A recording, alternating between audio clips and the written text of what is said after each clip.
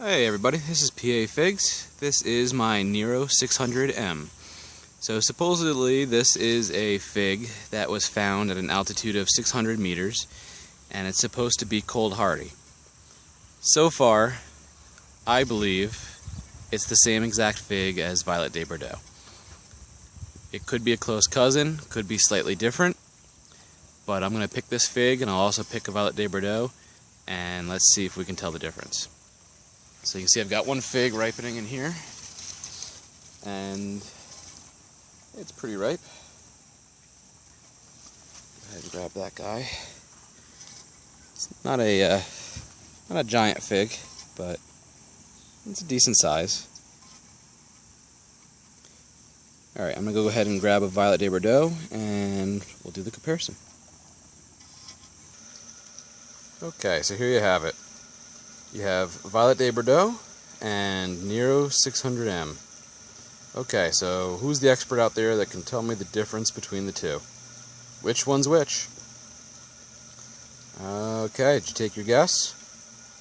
Here, let me zoom in for you. Here's the first one. Here's the second one. Anybody know? Here's the two figs. Which one's which? Now, to even add to it, one was grown in the greenhouse and one was grown outside. Still not seeing a difference. Alright. Let me go ahead and flip the leaves over so you can see. Actually, let me take a picture here quick.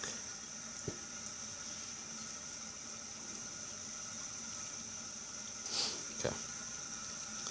Now if I flip the leaves over, alright, you had a 50-50 shot. Who got them? Who knew which was which? Anybody. Anybody at all. So you can see here's the Nero 600M.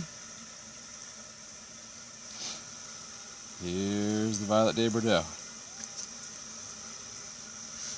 Anybody see the difference?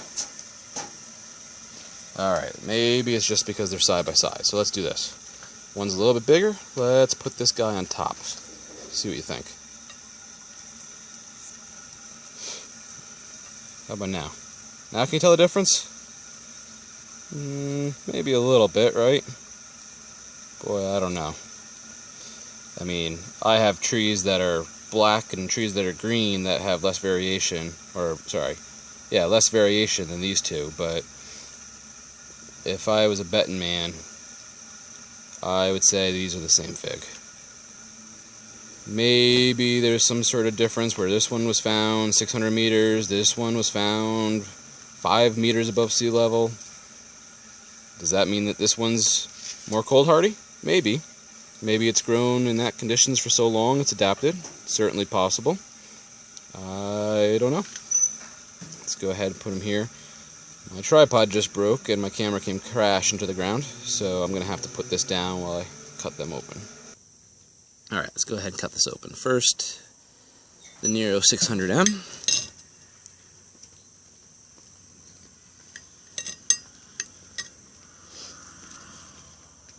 Ooh, everybody say it with me.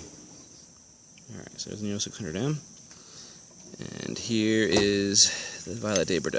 The Violette de Bordeaux is a little bit riper. Not by much, but a little bit. Here's the Violette de Bordeaux. Alright, let's go for the aerial view. Alright, which fig's different? Can you tell? Anybody? Can anybody tell the difference? To me, one's a little bit riper maybe, but at the end of the day, they are as identical can get. What do you think? I certainly can't tell the difference. But maybe it's in the taste. Let's go ahead and taste these. Here is the Nero 600.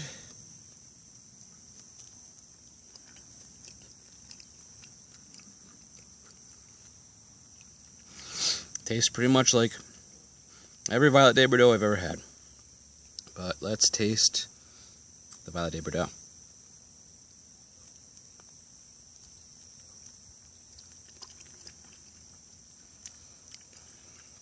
Flavor profile is a little bit different, but it's definitely riper than the Nero 600 was. Not by much, by a little bit. Just had a little extra sweetness to it.